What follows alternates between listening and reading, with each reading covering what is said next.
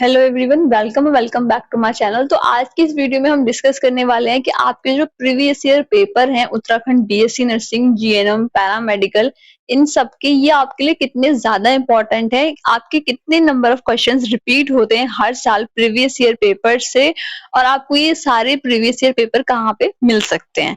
तो अगर आप इस चैनल पे नए हो तो प्लीज चैनल को सब्सक्राइब करके बेल आइकन को जरूर प्रेस कर देना, क्योंकि इस चैनल पे आपको हर एक अपडेट सबसे पहले मिलता है उत्तराखंड नर्सिंग और पैरामेडिकल के रिगार्डिंग।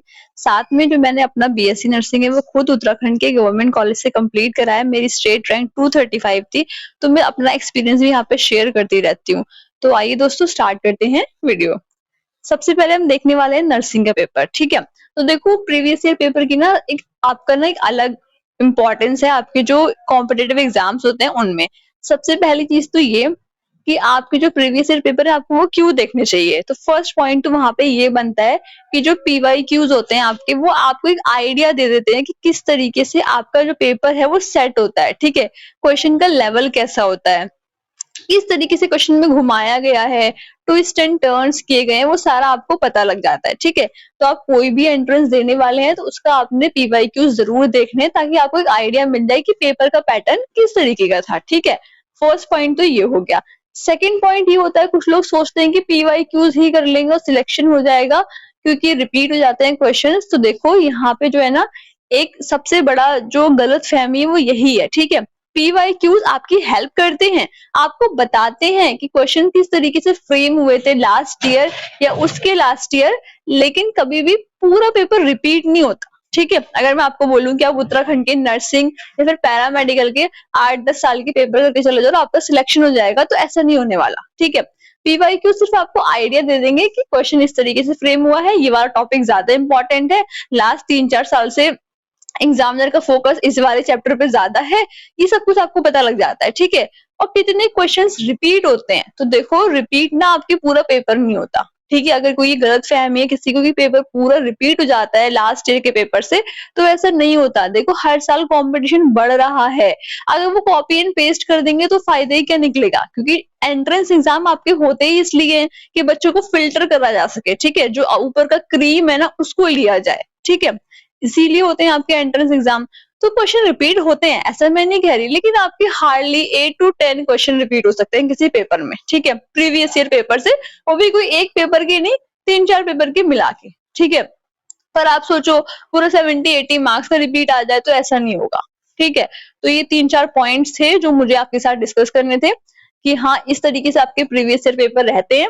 अब देखो ये आपका बीएससी नर्सिंग का है, तो आपको पता होगा लास्ट अराउंड 3-4 साल से आपका जो है उत्तराखंड नर्सिंग का पेपर पैटर्न चेंज हो गया है। ठीक है, वहां पे आपकी आपकी bio, chemistry, English, nursing aptitude, physics सब पूछी जा रही है। ठीक है, तो ये पेपर उसी तरीके से था। यहाँ पे आपसे पूछा गया था आईसीयू की फुल फॉर्म पूछी गई थी, एनएचएम की फुल फॉर्म पूछी है नर्सिंग एप्टीट्यूड में, विटामिन डी का पूछ रखा है। ठीक है, हेल्दी ह्यूमन बीइंग में ब्लड प्रेशर कितना होगा नॉर्मल, ये पूछा है। अब देखो यहाँ पे वो लिख सकते थे कि नॉर्मल बीपी कितना होता है, लेकिन उन्होंने थोड़ा सा घुमा दिया, हेल्दी ह्यूमन बीइंग कर दिया। ठीक है, जो 12th के लेवल के बच्चे के लिए थोड़ा सा ट्विस्टेड क्वेश्चन हो सकता है। ठीक है, नेशनल एम्बुलेंस सर्विस नंबर पूछ लिया है आपसे यहाँ पे। तो ये कुछ आपका जो था ना, इसको आप देखोगे तो ये आपका नर्सिंग का पेपर है। और एक चीज मैं और बोलना चाहूंगी, आपके जो भी पैरामेडिकल, एएनएम, जीएनएम, नर्सिंग के पेपर है ना, वो मेरे टेलीग्राम ग्रुप पे सारे अपलोड हैं 2017 से लेकर 2024 तक के। ठीक है, तो अब आइडिया लगा लो, आपको कम से कम 7-8 साल के पेपर मिल जाएंगे। बहुत सारे लोग मुझसे पूछ रहे थे पेपर कहाँ मिलेंगे कहाँ मिलेंगे, तो देखो टेलीग्राम ग्रुप का लिंक तो यहाँ मैंने पिन कर रखा है, उसको जाकर के ज्वाइन करो। थोड़ी सी मेहनत करनी पड़ेगी आपको, उस टेलीग्राम ग्रुप की जो नेम है ना उस पर क्लिक करना, और नेम पे क्लिक करोगे तो वहां पे फाइल सेक्शन ओपन हो जाएगा।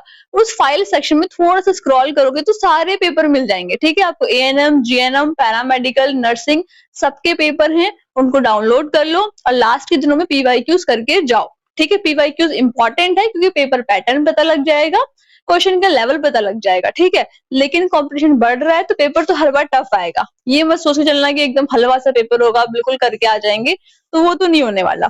ठीक है, तो ये क्या है आपका नर्सिंग का पेपर है, वहां पे लास्ट ईयर के 17-18 के पेपर भी मिलेंगे आपको, जिसमें आपकी नर्सिंग एप्टीट्यूड और आपकी इंग्लिश नहीं होती थी। ठीक है, तो ये मत कहना कि वहां पे पेपर गलत आया है, वो गलत नहीं है, उस टाइम पेपर पैटर्न वैसा ही था। ठीक है, तो ये नर्सिंग का है, 4 ऑप्शंस होते हैं, एक क्वेश्चन होगा आपका। इस तरीके से आपको ऑब्जेक्टिव टाइप पेपर फ्रेम होता है और ये आपका कंप्यूटर बेस्ड नहीं होता, ये आपका पेन पेपर मोड में ही होता है, ठीक है। पेपर आपको वापस मिल जाता है जब आप पेपर देके आओगे, ठीक है। तो ये तो हो गया आपका यहाँ पे नर्सिंग का पेपर, ठीक है। इसी तरीके से आपको मैं यहाँ पे एक दिखाना चाहूंगी, यहाँ देख सकते हो, ये है पैरामेडिकल का, ठीक है। ये पैरामेडिकल का पेपर है, 2022 का है। मैंने सारे पेपर्स नहीं लिए हैं वीडियो में क्योंकि वीडियो बहुत लंबी हो जाती। तो ये 22 का है। इस तरीके से 23 का, 24 का, 21 का, ये सारे पेपर भी आपको मेरे चैनल पे मिल जाएंगे, ठीक है। ये पैरामेडिकल का है, देखो यहाँ पे आपकी बायो और मैथ्स में चॉइस होती है, फिजिक्स केमिस्ट्री आपकी दोनों के लिए रहती है, ठीक है, दोनों के लिए इंपॉर्टेंट होती है। तो ये फिजिक्स के क्वेश्चन पूछ रखे हैं यहाँ पे आपसे, ठीक है। ये आपके एमसीक्यूज हैं फिजिक्स के, थोड़ा और स्क्रॉल डाउन करोगे यहाँ पे तो नीचे आपको और सब्जेक्ट के एमसीक्यूज भी देखने को मिल जाएंगे, ठीक है।